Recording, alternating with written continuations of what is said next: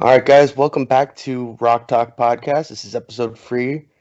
Today we're joined by DJ from the Noodles. How you going, man? Doing pretty good. How are you? Pretty good, dude. Just been rocking out in quarantine. Yep, that's how it is. That's how it is. Thanks for having me on. Dude, my pleasure.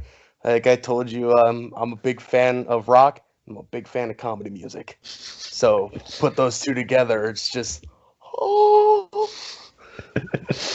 Yep, Yeah, it's a lot of fun, and there's not a ton of it out there either. yeah. Like definitely one of the greatest comedy bands, other than Weird Al, of course, would, in my opinion, have to be Ninja Sex Party. Hmm.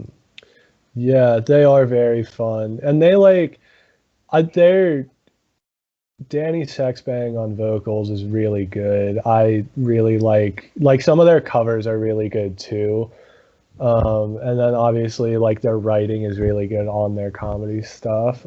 Um, I recently got into a band called King Missile, who's a rock comedy band and is pretty fun. They have like their lead singer was like he was doing like very like avant-garde poetry, and then he was like, I'm not going to be able to market this at all, and then got a band of really solid musicians around him and just started a rock band. Nice. That's the way to go about it. Definitely, man. So, where are you guys based out of?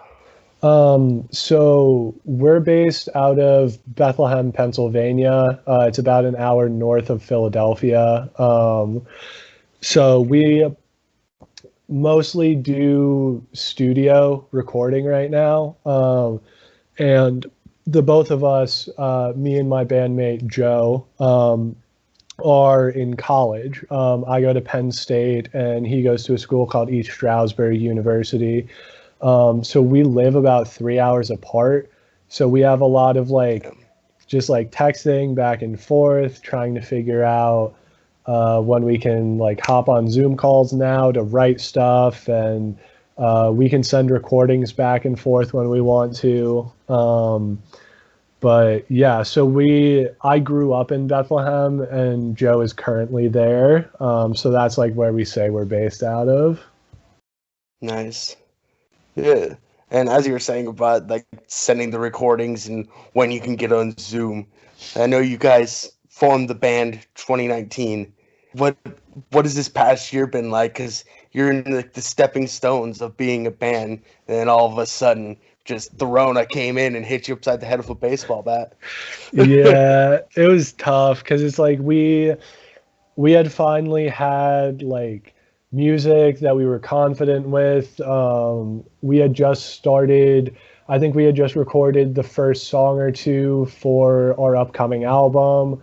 And so we had like stuff that if we wanted to play live, we could have played our own music live in addition to the couple covers we've done. But then immediately, and we had like shows that we were planning to play at.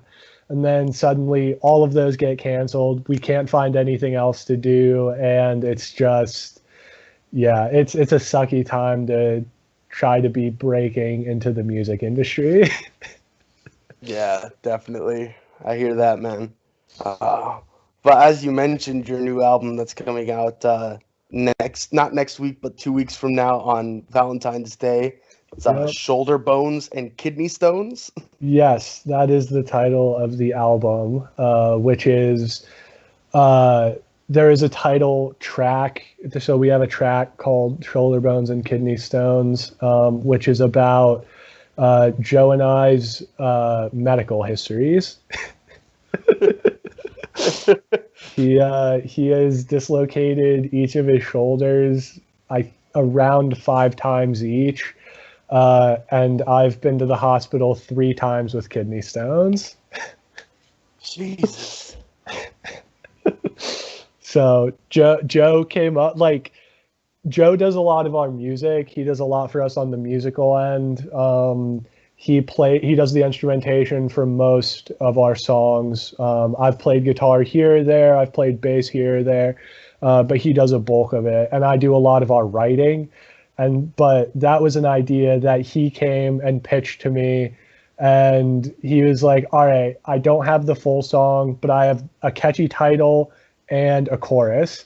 And then like him and I are cousins, so like we grew up together, and we're able to just like throw ideas like that at each other, and then the other one can just pick it up and run with it. Nice.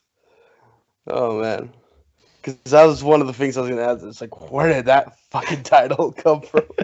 Because that is just so fun.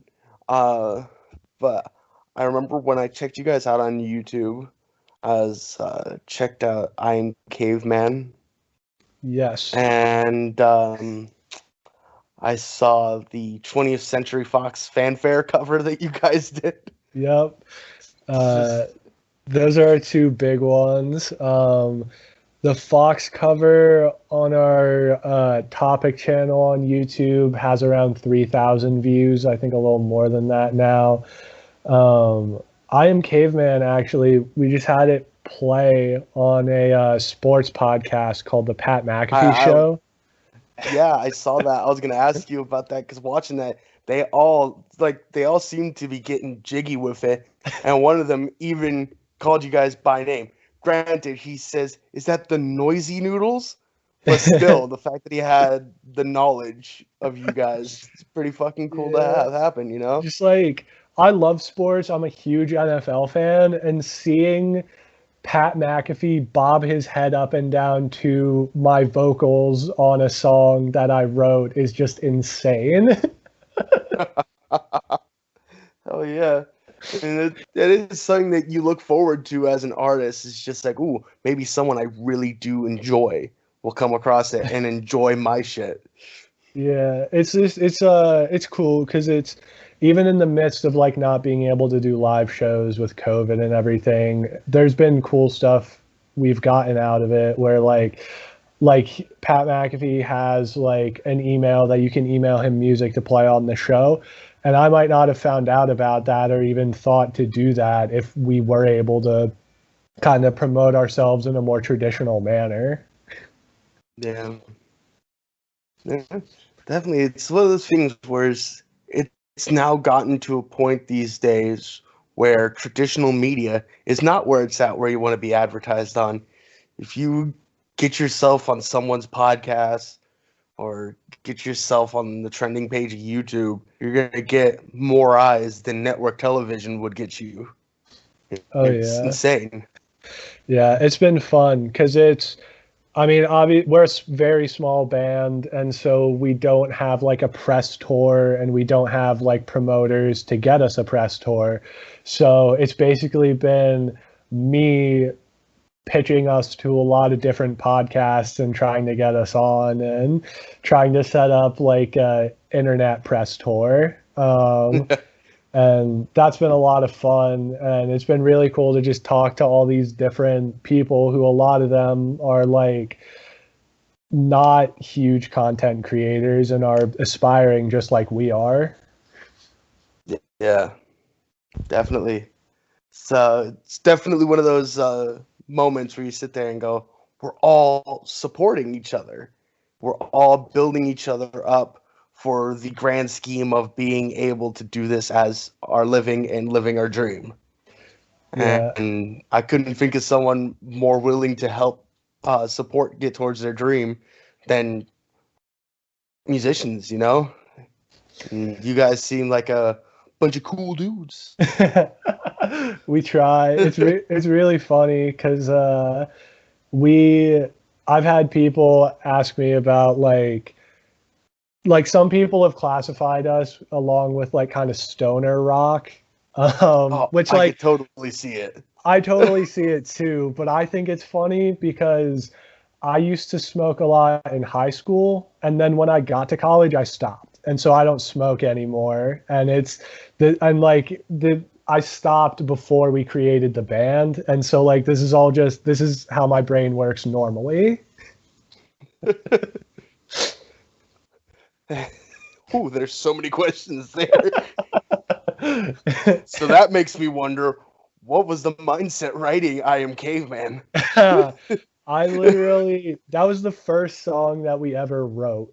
And I think I texted Joe one day and I was like, I think it would be really funny if we wrote a song from the perspective of a caveman. Then he was like, all right, let's do it. And then I will never forget, we were sitting in a Taco Bell when we wrote it.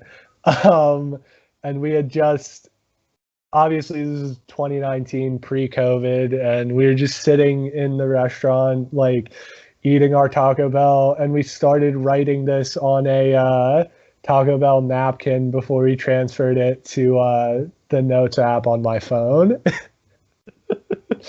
Brilliant.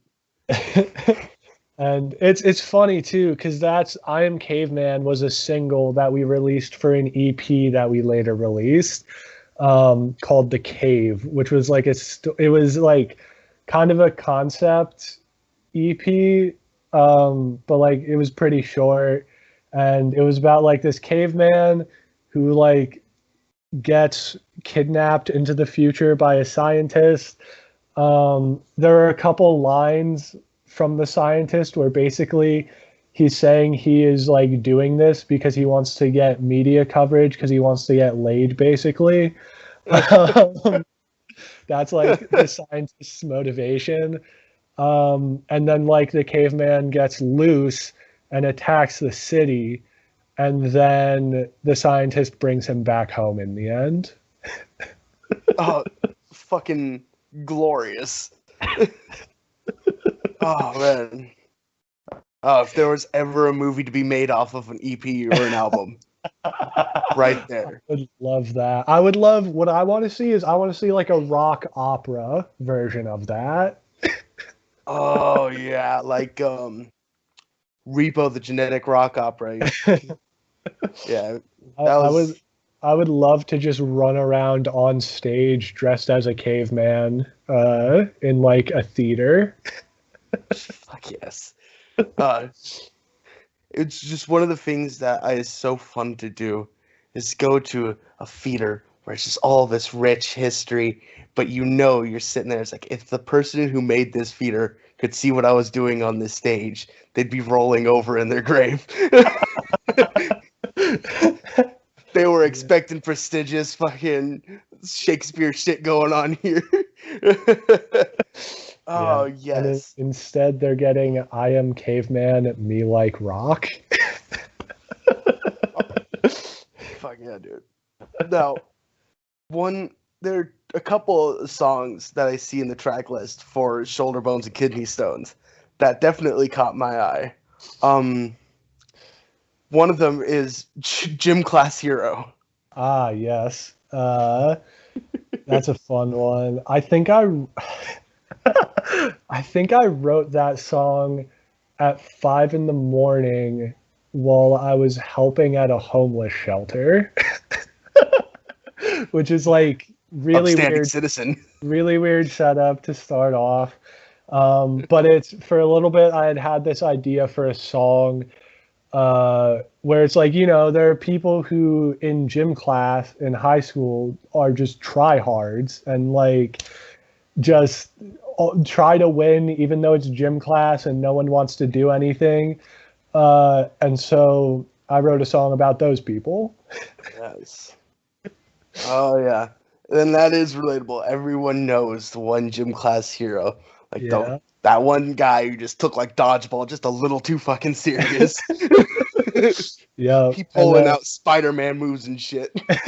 It's really funny too because we had to think about for a second, like, are we allowed to name this song this? Because there's a band called Gym Class Heroes, like plural. And then I was like, okay, I think if we drop the S, then we're fine. Yes. Yeah. I think there's a little gray area with Yeah. copyright law when it comes to that. But yeah, it was funny because we did think about calling it something different, but we also in that song, we sampled the Fitness Gram Pacer test because we thought that would be funny. So we have like a Oh, bridge over. We like tried to. It took us a little bit. It took us probably like an hour, hour and a half, but we figured out how to musically back the Fitness Gram Pacer test. that is fucking hilarious. God, you incorporated that meme into your song. It's Just that's something that we had a lot of fun with on this album is we hadn't really done much sampling before, and then we had a few samples that we had fun with in this album. very nice. That's fucking awesome. But one that I really love because like I have a feeling I know about it. It's movie theater people. Yes. That's another one that was born from like I just wanted to write a song about people that really annoy me.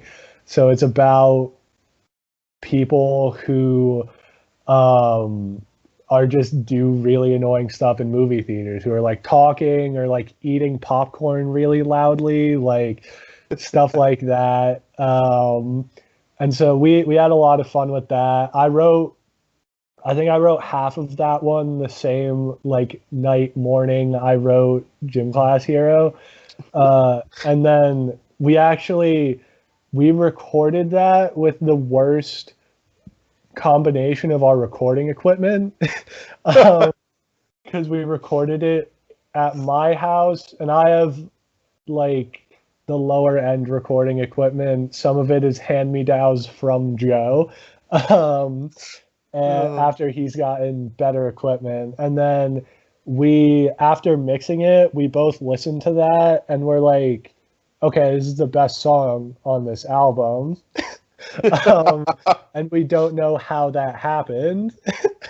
And oh, Joe kills it on vocals on that one too, and that's a big part of it. But we had so many difficulties recording that song, but we both think it turned out really well. fuck yes.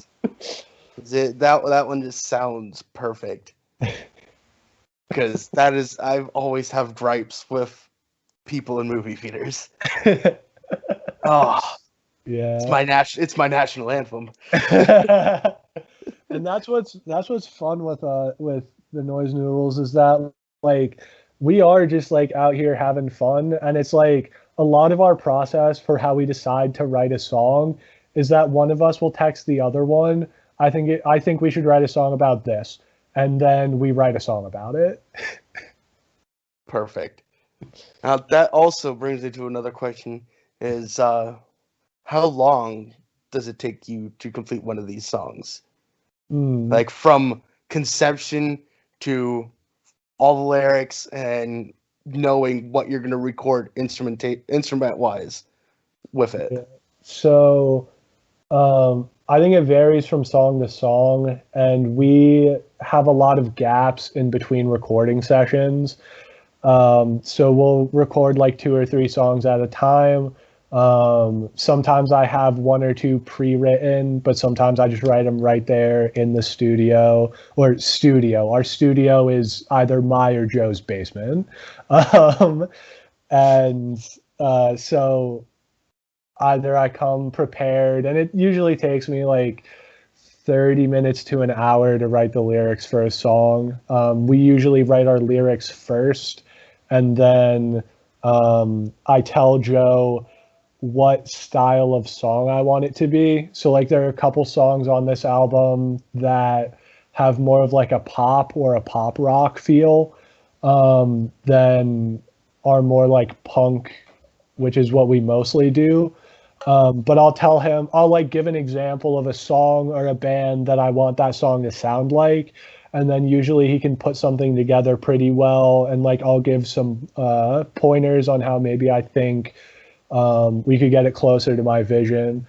Um, and then we record it. Recording usually takes 2 or 3 hours per song. Um, and then Joe mixes everything for us, and so that takes him about an hour or two per song, I'd say. So probably like 5 to 7 hours per song. Oh man, and that is just going throughout the entire assembly line. Yeah, and Nice. for this album, we had a week over the summer where Joe just came up and was staying in my college apartment with me, and we would just record like 2 or 3 songs every day for like 4 or 5 days straight.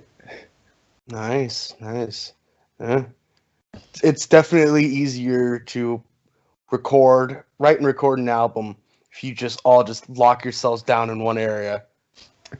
Yeah, and it's nice too because him and I have some nice like shorthand, so it's like since there's only two of us, like we know what the other person wants a song to look like, and we know what they want us to do, and when we give each other pointers, like we know what everyone's talking about, which is good. Nice. Cool. So when it comes to the noise noodles, I just fucking love that name. Oh man. Uh, what are not speaking for Joe, but what are your influences Hmm. when it comes to music? Yeah, so thinking about lyrically, and Joe, I have talked with Joe about where he takes influence for his instrumentation. But I take a lot of influence from bands like The Lonely Island, and I love the South Park Bigger, Longer, and Uncut soundtrack. And so I think listening Yes. to that and just hearing like how good comedy music can be has inspired me a lot. And I also I'm big into stand up. I listen to a lot of stand up, and I've written and performed stand up, and so I have a lot of influences for lyric writing that aren't even music based, with stand up and other.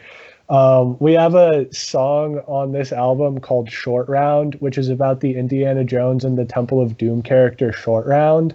Yes. Um, and so just like taking inspiration from like that character was like an inside joke with me and Joe for like years. And we were like, all right, we're going to take this inside joke and see if we can make it marketable and funny to people who aren't just us, because that would be really dope if that happened. Hell yeah. But It's fucking awesome. and then, yeah, Joe, I've talked with Joe about it. Joe's a big Pink Floyd fan, and he really worked on his chops, and you can see that in some of the songs on this album. And a lot of that was him sitting down and learning how to play Pink Floyd. And then um, Green Day as well. Green Day is his favorite band. And he has listened to and played a lot of their stuff. And so I know he takes a whole lot of inspiration from both of those bands. Nice. So you're saying like he like channeled a lot of Pink Floyd in this album. So you're telling me that we're gonna have some nice trance and fucking dental guitar solos in here? um, I mean, he's emulating them. He's not being them. I don't wanna set the expectations too high, but there are some pretty good guitar licks on this album. Nice. Nice. That's fucking awesome. Fuck yeah, dude. Um oh jeez, I just went fucking full Dumbo mode.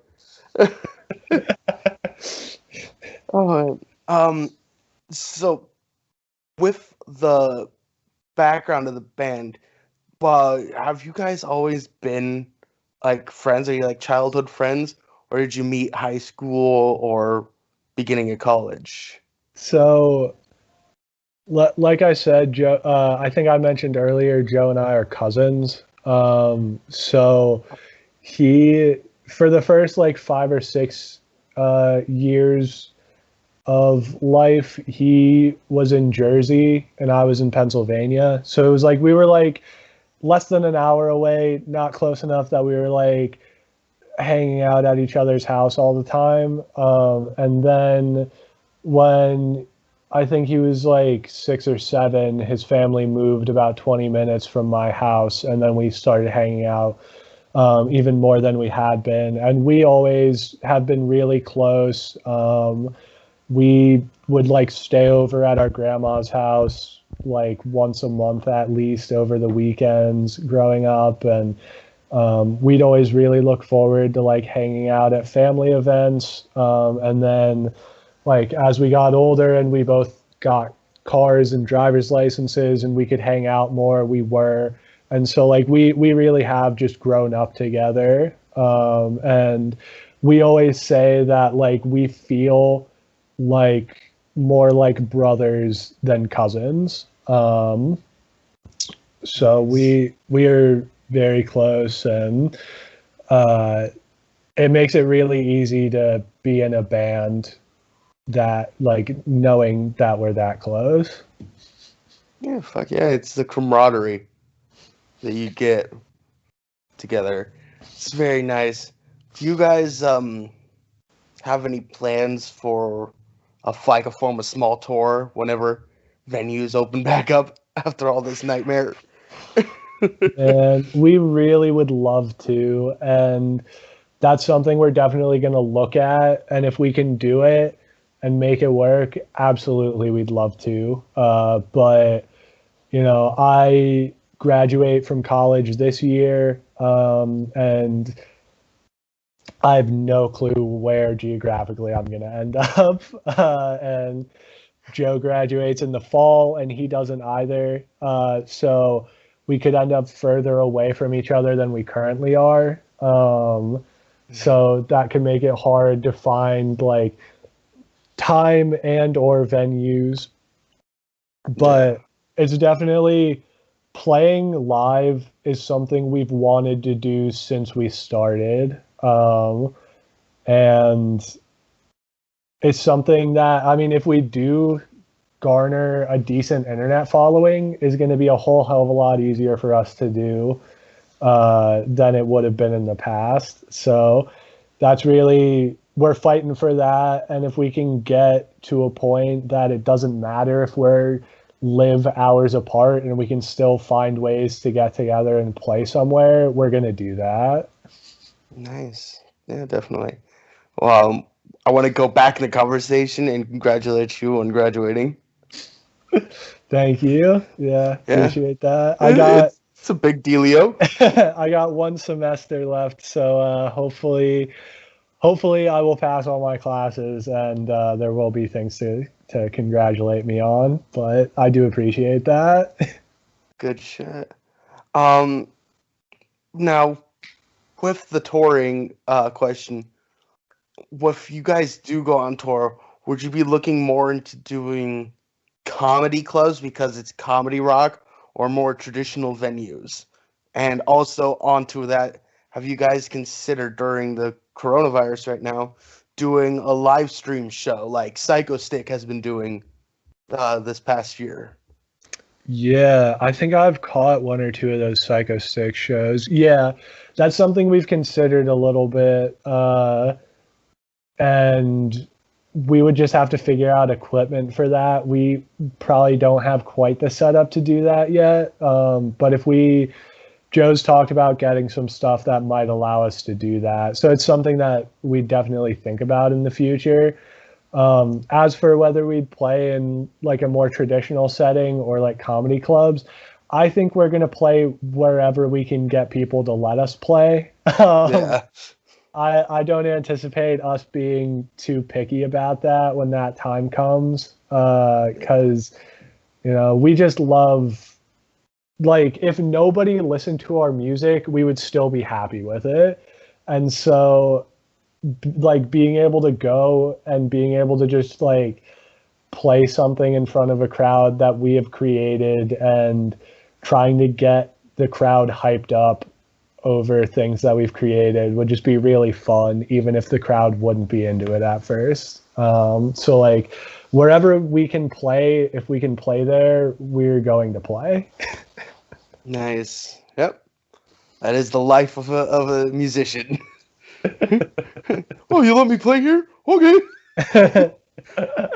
Awesome. Now a question I've been wondering is, where did you guys come up with the name, the Noise Noodles? Yep, I was hoping you would ask that because it is a pretty fun story. It's Because like, just so out there. I was like, yeah, what? yeah, so when we were in high school and both of us, I started playing guitar in about eighth grade. And so Joe is one grade behind me, and he started playing, I think, his freshman or sophomore year of high school. So we both played in a youth group praise band at church together, and that's when we started like playing music together. He had been in marching band before that, and that was like my first foray into playing music for people actually. But at some point along there, we had said like, oh, we should start a band, and then we were like, we did the thing that I think everybody does where like you come up with just two words together and you're like, oh, that would be a funny band name. And then we would like text back and forth with that. And then we had a Google Doc where we had all of these band names and then we highlighted like the ones we thought we might actually use. And then one day, uh, I sent Joe some meme or something about like a rattlesnake. And then um, I think he called it a danger noodle. And then I was like, said something about like it wagging its tail and making noise. And then he was like, the Noise Noodles would be a really cool name for a band.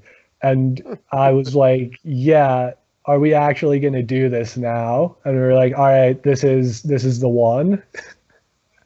Fucking, that's fucking perfect. It's just the meme brought about the day. God damn it. Memes have so much more to this culture than we know. Yeah, Oh, I feel like it's the perfect story for what we are as a band as well. just fuckery and fun. That's it. It's fucking Exactly. awesome. That's fucking awesome. Now that's what you strive for as a comedy band: fuckery and fun. And you get just find the people who like that, and you just build up your fan base from there. Yeah. Well, and that's why like on our YouTube, we also like we don't just post our music there. We post our music there and then we also make sketches and vlogs and like we just have a lot of fun just like doing stuff and like that allowed us to kind of express that in a more like physical realm rather than just with the music. So that's a lot of fun too. Nice. Yeah. And I saw that you have it on you guys' music on Spotify and on SoundCloud. Is it basically pretty you guys have it going through all the streaming services? Yep, we're on Spotify, Apple Music, Deezer, Tidal. Our music's on TikTok, like a surprising amount of people. Like, there's like our cover of Ocean Man has like 250 TikToks made with it, and our cover of the Fox theme has like 150 made with it. Um, and there's like people have made ones with Caveman or we did a thing with Caveman at some point where we kind of remixed it but in ways that it's like, you know, people make memes of songs and we memed our own song basically.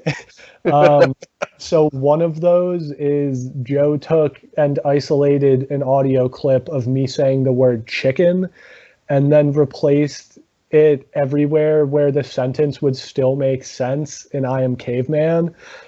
Um, and so we called that I Am Chicken, and that has like 31 TikToks somehow. Oh my god, that's It's like you're blowing up underground. It's really cool, and I love the fact that our band is at a layer of irony where we're just making memes of our own songs. Oh yes, it's that's perfect. Cause it's one of those things. It's just like, yeah, you guys might meme our songs, but you won't expect this. It's like Just do it yourself and you just might, but have fun. we're gonna do it first. Yes, perfect. Just totally just say, I'm taking the wheel for a second. Oh man, that is just fucking great. Um, do you guys have any more music you're writing right now, and are planning on having more than just this one dropping this year? Um, so I don't think we'll have another album out by the end of the year. But and this album we were working on it for about a year or a year and a half. We were working on it for a really long time, and I'm not gonna say it like took a lot out of us, but it just took it took us like 2 or 3 months to mix most of it. It took us like a really long time to record. So I think we've decided we're going to work on smaller projects from here on out, at least until unless we like got bigger or got a studio space and time to just work on music for like a month or 2 weeks straight. Yeah. So we do plan to release some smaller projects later this year, though. We're trying to get a podcast started, actually. So we're working on that. We want to do more sketches. We've released 2 or 3 sketches so far, and we have some more written. We do have some more songs written too. Um, and there's some interesting ideas we've had for some different stuff. So even if we're not doing another album anytime soon, or at least we don't plan to, we have plenty in the pipeline. Nice. Fuck yeah. And so you play guitar and you do the vocals. Is that all you do in the band? Um, And so musically, yeah, I play guitar on some of our tracks. I mostly do that for covers because I feel more comfortable with that. And Joe is like like millennia more sound in music theory than I am. So when we're coming up with original stuff, it's a lot easier to just have him do it.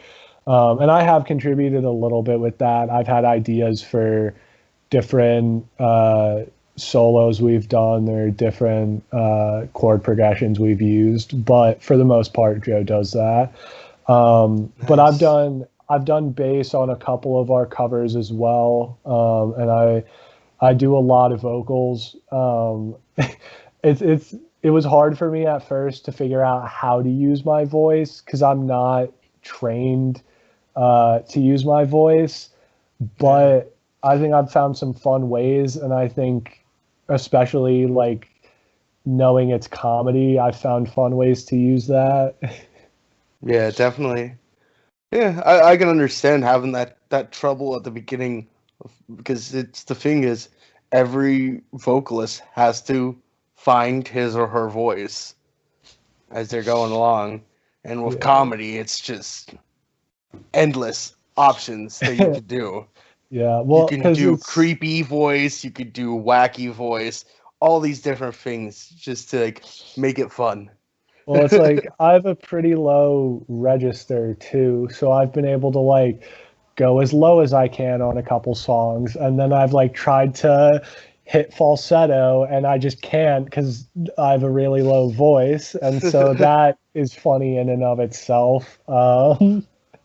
That's So awesome. it's fun to play around with, and I think for the album, I wrote more songs with Joe's voice in mind, knowing that like he did choir in high school and kind of knows what he's doing a little bit more. And like we have a couple um we did more with like harmonies vocally on this, where either I think there's one or two where I had him harmonize with himself, and then there's a couple where him and I harmonized. So like for the album, it was like cool because we figured out how to use both of our vocals a lot better.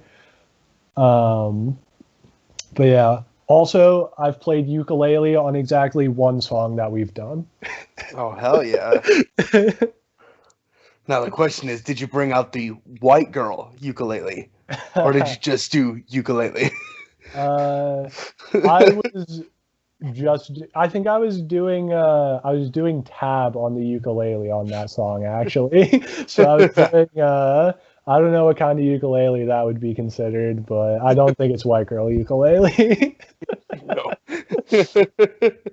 Oh man, that's awesome. So something that I've started doing with my guests is I've asked them their top 5 albums that have like influenced them throughout the years and just really speak to them. So if you would, what are the top 5 albums for you? Any genre. Yeah, that's ooh. And like knowing that, okay, there's a lot of angles I could tackle this from because it's like I've thought about like my top 5 albums of all time, and I think that's a little different from including like albums that have influenced me. I think I'm gonna put at number one the soundtrack to the film Pop Star Never Stop, Never Stopping by The Lonely Island. Yes. Absolutely great comedy soundtrack. It flows really well, and the movie is great. Very underrated movie, in my opinion. Yeah. Things in My Jeep from that movie and that from that soundtrack. It's just like they had Linkin Park, and it's just so fun hearing Chester Bennington screaming, "These are the things in my Jeep." It's just like, oh, Yeah. only Andy Samberg could get someone to do that. There's so many cameos of just like Ringo Starr is in that movie. Yeah. Like, freaking, like they got so many cameos in that movie, and it's just crazy. Um, and so yeah, that soundtrack I think is like it's a good soundtrack, and I listen to it a lot, and it's definitely in my top 5. It's also influenced me a ton. So that's my number one. Number two, this one didn't necessarily like, I guess maybe this influences my music more than I realize, but I think my favorite just listening to it album of all time is Igor by Tyler, the Creator.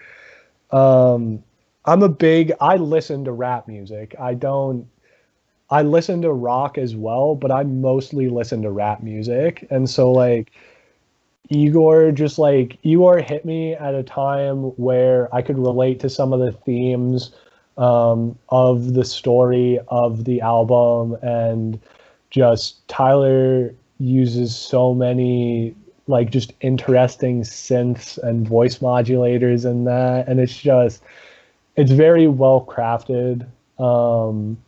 And that's still the album I listen to anytime I'm down in the dumps. I'll just listen to the entirety of that album straight through and won't skip a song. And that's the only album that I don't skip a single song when I listen to it.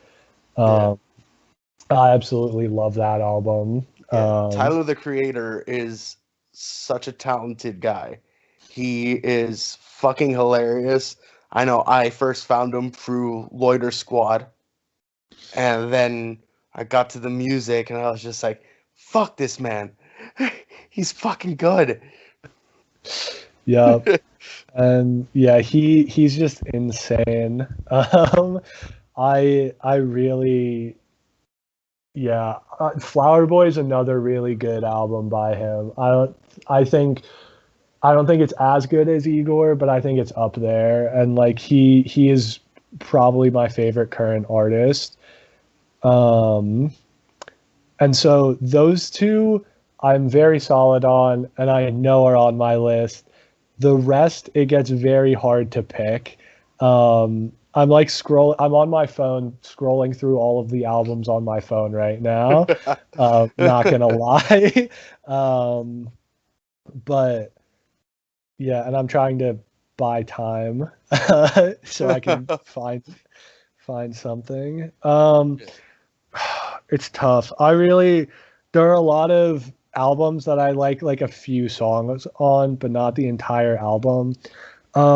Okay, I'm a really huge Childish Gambino fan as well. Nice. And it would be very like I don't know if I don't think you make your guests do this, but I am going to do this. I'm keeping myself to one album per artist because I like doing that with my lists. Cool. But so it's really tough for me to choose between Because the Internet and Camp from Gambino. Uh, but I think I'm gonna choose Camp because it's similar. It's like similar to Igor for me, in that like there are songs that I listen to on that album anytime I'm in a rut, and it helps me a lot. And for both of those, even though like we're a comedy band, some of um some of the funniest things I think I've written is when I will write a very wacky and zany character, and then they will say something that just gets to like the core and is just super like real. Yeah. Yeah. It's the 1-2 punch where you're sitting there, it's like, ah ha ha ha, and then you go, oh. Because that's like, I mean, it's kind of like talking about like the scientist character in the Cave EP. Like, he, I did that a lot with his character where it's like, he'll just be like, oh yeah, like getting a caveman, inventing time travel. And then he'll like say something about how like like I mentioned, like his motivations are basically that like he is very lonely and thinks that this will make him popular. Um, Yeah. and then like the caveman has a couple lines that bring up the idea of mortality, I think. Um, like it's just like weird stuff like that. And I think like listening to albums that are more serious like that does influence those kind of things for me. I mean, there's an entire song on this upcoming album called I think it's called I'm Doing Fine. I think is what Yeah. we settled on. Okay. So that's about a guy who has like all of the worst things I could imagine happening to a person happen to him, and then the chorus. And so it's like kind of like the verses are kind of drab and a little bit like him like talking about what's happened to him, and then the verses are like super cheery and him being like super positive in the midst of like all of this horrible crap that's happened to him. That's- that is a hilarious structure for a song. and then and then the big punchline is at the end something very minuscule happens to him, and then it like he gets like super pissed off by it. Fuck yeah. Oh man. um but yeah, so that's like, so even though those albums are a lot different from anything that we make, it still influences me a lot in those ways. um let's see, I'm trying to think what else. And I kind of there are a couple like compilation albums I've thought about saying, but that I feel like that's kind of cheating. Yeah. um If it makes it easier, you could do one more. And yeah. and that'll yeah. um let's see, I'm trying to find an actual like rock album because that's what we make, and I'm trying to think about what like influences me in that way. Um,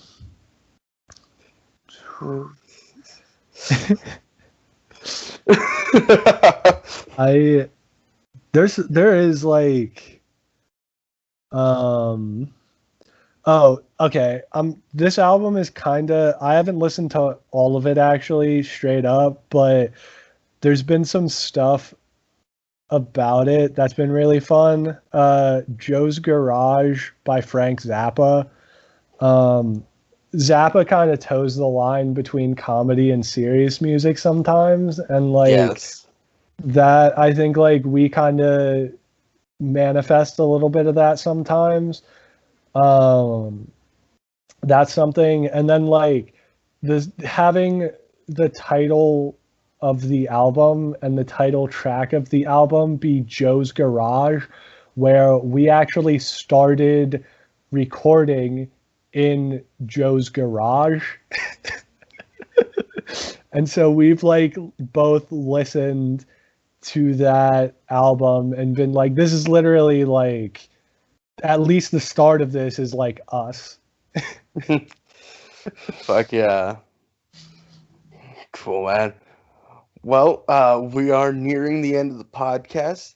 So, where can all the viewers find you guys at? Yeah, absolutely. We are Noise Noodles on YouTube. We are on Spotify, Apple Music, Amazon, Deezer, Tidal.